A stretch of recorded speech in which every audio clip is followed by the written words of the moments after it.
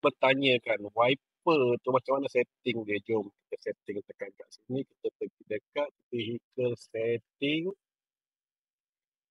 Tu vehicle setting. Okay, enter. Kita pergi dekat wiper. Okay, wiper. Kita nampak tu, speed link intermittent wiper. Dia macam ni. Kalau kita buka step 1 yang slow tu, dia ikut kelajuan kereta tau.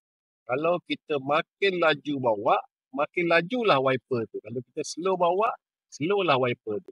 Okey. Yang nombor 2 tu, shift R link rear wiper. Okey, contohlah. Masa ni hujan. Wiper depan kita buka. Okey.